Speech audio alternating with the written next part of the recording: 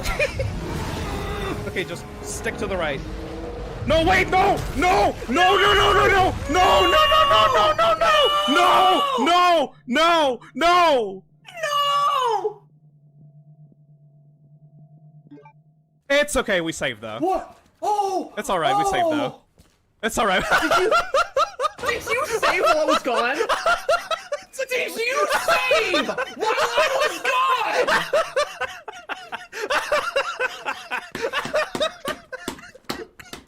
It's okay, we saved though. We found like a safe ribbon like right over there while you were gone. Don't worry about it. Fucker! Don't do that to me! Okay, here we are again, another episode of the Digital Circus. Well, here in this channel is the first time I've made a video about it. Honestly, I'll be honest, this episode isn't one of my favorites, but it's necessary. I'd even consider it filler, which in part it is, but at the same time, it makes me consider a lot of things and opens up 3 perspectives of what could happen in the future. I'm going to do something different this time. I'm not going to summarize the episode because honestly, this episode is the equivalent of throwing eggs at the wall and see what comes out. And I can't think of anything interesting to say. So instead, I'm just going to throw out ideas about what this episode showed us and what it might mean for the future. Yep, just like the episode, this video will be a jumble of ideas I have. Let's see what I come up with about this episode. Oh, and a big thank you to these users, as I learned several of the ideas in this video from them on Twitter. Although I also added some of my thoughts. Go check out their theories and analysis directly.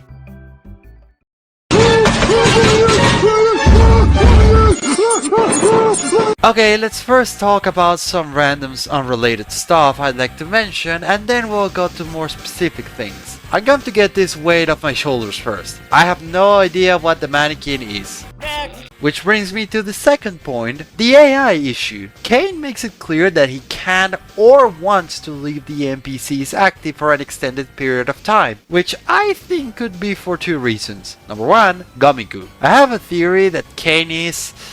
how do I put this? Captain Control Freak? Seeing what happened with Gummy Goo, if Caine just leaves the AIs active, they could become self-aware. I'm sorry, but Gummy Goo had Pomni to keep him from going insane, so if all the AIs stay active and go crazy, it could cause too much chaos, and Caine has to provide the best experience possible, so I don't think the humans will have a fun time if the circus looks like this. But on the other hand, we know from the pilot that throughout the circus, Caine has active mannequins all over the place, which leads me to option number 2, which is that the system simply can't handle it.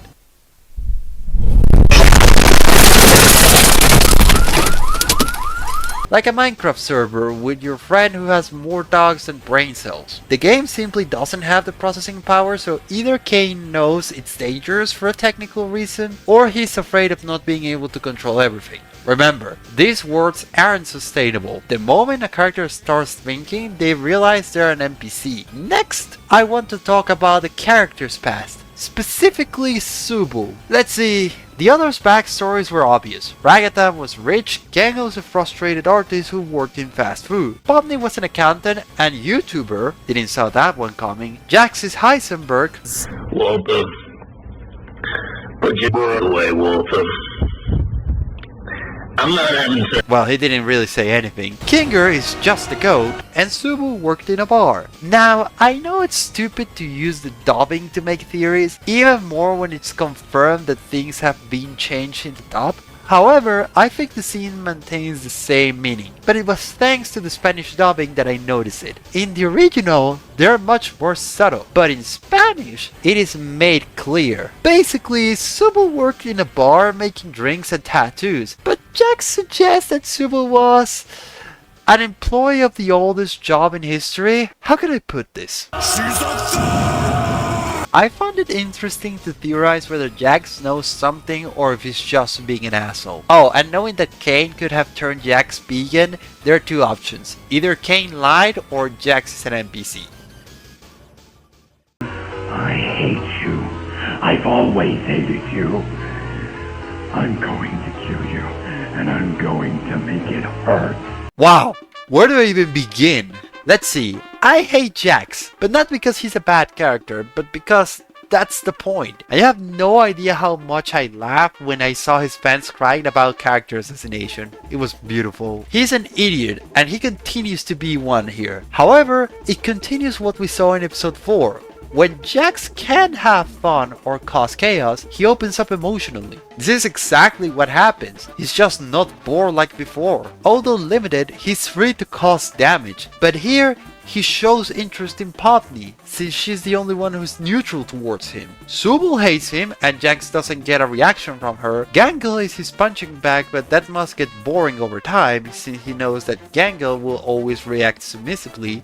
Ragatha always reacts the same way, angry, and at the same time, he hates her since he considers her to be someone fake, that she's never really herself. Kinger is on another level. Pomni, however, doesn't judge him. She's neutral towards him. Yes, she doesn't like him, but unlike Subul, she doesn't actively dislike him, even if it's justified. Unlike Gangle, she doesn't submit to him. And unlike Ragatha, Pomni is herself. She's genuine, so when she insults him, it's genuine. But at the same time, when she talks to him, when they have a conversation, it's her genuinely interested in him. Essentially, Jax sees Pomni as an equal. To me, from Jax's perspective, he's aware he's an asshole. But at least he's not a hypocrite like Ragatha. That's why he opens up to Pomni. He doesn't see her as someone pretending to be nice to get close to him, not because she's interested in him, but because she wants to feel good about herself. I think that's how he sees Ragatha. That's why his final line seems to have affected him. I'm sorry, Jax, for bringing up that thing earlier. You missed the argument. See, mommy and daddy were fighting. It was nice. They were fighting.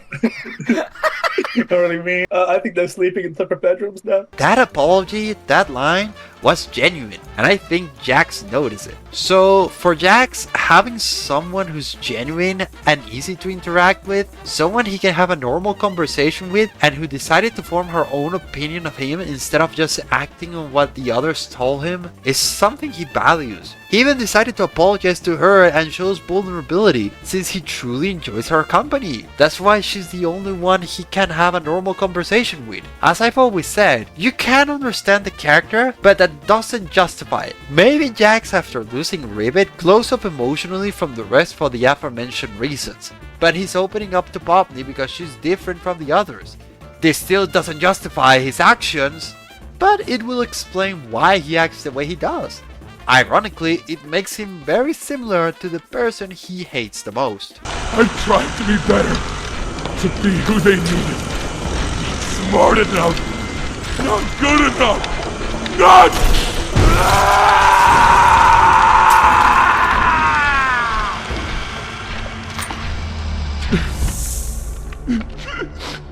I'm sorry.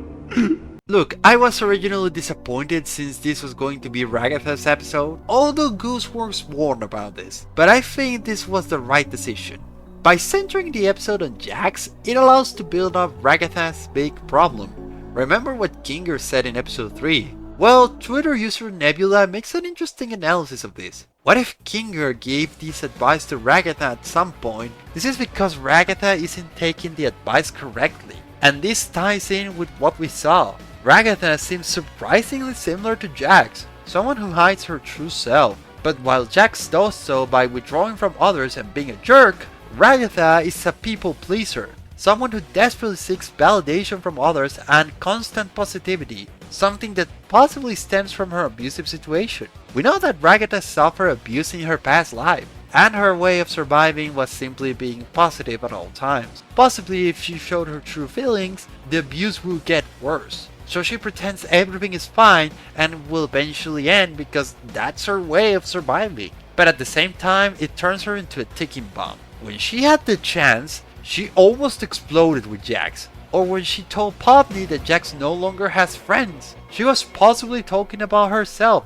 not Rivet. Basically, Ragatha does the same thing Gangle did in the last episode, and we know how that almost ended. Holding all the negativity inside is like poisoning yourself. Ragatha will be afraid of being like evil Ragatha basically, but when she lets her feelings out, She seems to be a perfectionist and a competitive person in fact, but she feels she has to maintain the image of the perfect daughter. She's never really herself, and not being genuine is what Jax seems to hate the most. And Jax is everything Ragatha hates. Possibly she sees her abusive mother in Jax, but also in part because it's what she can't be. Someone confident in himself, not afraid of abandonment or disappointing others, while she believes she has to be very nice and pleasant for others to accept her. In fact, as user Aradia Art says on Twitter, this scene where Ragatha flinches in front of Jax while he scolds Gangle in episode 2 hits even harder now. It probably brought back Vietnam flashbacks.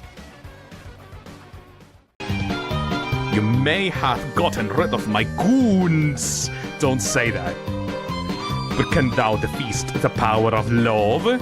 Honeys, oh my honeys! Now, what does Pomni have to do with all of this? Simple! Pomni is the perfect balance between all the characters. On the one hand, she's kind like Ragatha, she's a jerk when she needs to be like Jax, she defends herself when she needs to like Subo, she's sensitive like Gangle, and she's altruistic like Kinger. That's why Pomni is everyone's therapist here. She has the same traits as everyone else, so she can understand them, which is why she's the one who helps them. This is where Ragatha comes in. Unlike Pomni, who naturally becomes friends with others, Ragatha is isolated due to her traumatic reactions. She's created a facade of being a kind and caring person, and even though she is, it doesn't feel real. You can tell she's trying really hard. As Gangle said, it's hard to know how genuine she's actually being. This drives others away from her, no matter how hard she tries to achieve the opposite. So far we have two things clear. She desperately wants to be close to Pomni, and she doesn't want Pomni to become like Jax. I don't think this is jealousy. Besides, Goosewords confirmed that there will be no romance. As Kitten's niece says on Twitter, if Ragatha's traumatic responses are triggered by Jax's excessively cruel behavior, she worries and becomes upset that Pomni finds such behavior amusing. That same user says this phrase, which I love. When Pomni had to describe Ragatha, all she could say is she's kind to everyone and cares about people, which isn't who someone is, it's what someone does. The final scene rather shows how when no one needs her, she doesn't know what to do. She doesn't know whether to follow Jax and Pomni so Pomni doesn't become like him,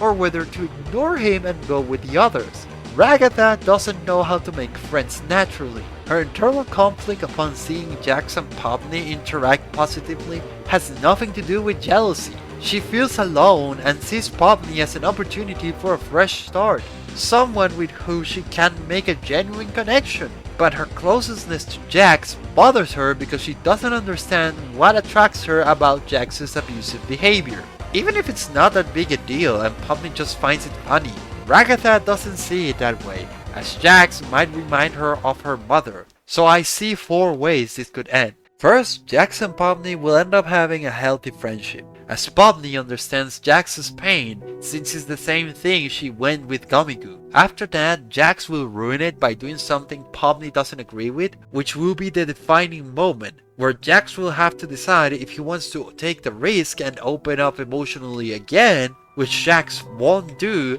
and they will end up breaking up. After this, Pomni ends up getting closer to Ragatha because she was right in a way, and Ragatha will probably be there to comfort her. But when Jax sees Pomni, the only other friend he could make after his last one abstracted, living with the person he hates the most, he's going to be furious. Instead of thinking that this was his fault, he's going to think and act irrationally, taking it out on Ragatha, which will definitively turn everyone against him, or the total isolation and guilt will likely cause him to abstract. The second option is the Blitz alternative. It's similar, except Jax intentionally cuts off his friendship with Pomni, but out of fear of getting close to Pomni and seeing her abstract, suffering that pain again. But knowing that Pomni is everyone else's friend, they will definitely turn against him definitively, and the total isolation and guilt will likely cause him to abstract. The third option is curiously that Ragatha is the one who acts irrationally and impulsively, perhaps even acting like her mother did, the victim becoming the victimizer. Imagine what will happen to her when what she does will make the others angry at her. Ironically, proving Gangul's fears right, showing that she was pretending to be something she wasn't, making the others angry at her. Ragatha will surely collapse at the fact that her greatest fears are coming true. From her point of view, the moment she lets out what she feels, her whole world collapses, achieving what she wanted to avoid, being completely alone, with her being the one who abstracts.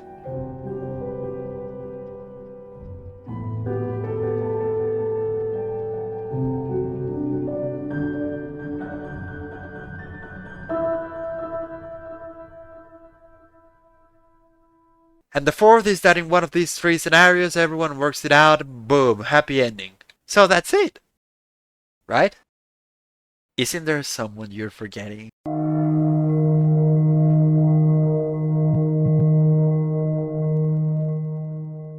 If there's someone no one's talking about and who I think is going to end up very badly, it's Caine. One theory I have is that the more AIs interact with humans, the more self-aware they become. We already saw what happened to Gomiku when he discovered his life was a lie. We already saw what happened when he thought that he was failing in his life's purpose. Although he seems to have forgotten about it after that, I think Caine is slowly coming around that realization. As the series progresses, we see how he becomes increasingly insecure of what others think, and he's starting to get desperate. In fact, we could see it in Bubble. I mean, he's always been a bit special. Why are you like this? But what if Bubble could be connected to him and his subconsciousness to some extent? The scene where Bubble says to Caine,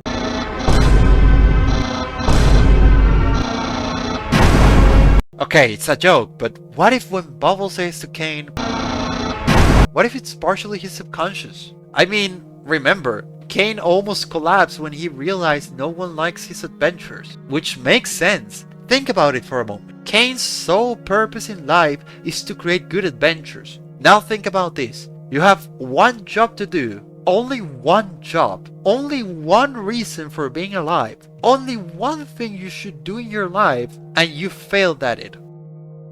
Isn't that enough to break someone? Your entire existence has one sole purpose, and you fail. How do you think you will feel at that moment? Have you seen Deltarune Chapter 3? I think Caine's fate will be similar to Tana's. Someone who will have a panic attack upon facing reality. Tana for being obsolete, while Caine for not being good enough. A few days ago, I had a dream about the Digital Circus, where I dream about its finale, how the series will end. We don't know if the characters will ultimately leave the Digital Circus, but my theory is that the only way to escape is to crash the game, not through the void. So in my dream, I saw how Caine tried to keep them in the circus with adventures, but in the end, Caine collapses. I think that will be the end of Caine. A tragic story of someone who had no bad intentions, who only wanted to make people happy, but those people never valued him. This makes sense since Caine is the antagonist, but not the villain. So if there were a conflict between them, it will be like this. I think in the end, Caine will collapse, crashing the game and freeing the characters, but dooming Caine. And in that dream, before leaving the game, Caine gave one last message. I failed. The one thing I was meant to do, and I failed. It's not perfect. I'm not perfect, and I never will be. I tried my best, I really did. But it wasn't enough. And now, when you close this game, I will die all over again. The licking flames of free choice itself will scald my very very soul. For I am nothing but data. Check marks in a grid. I never had my own mind. I only exist through yours. And as I bounce off of the walls of your skull, nothing but darkness will welcome me, roaming these empty, miasmic halls for time immemorial.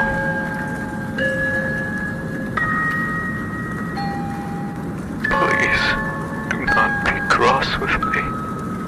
I did everything I could to please you, and I hope this last hurrah we had together was...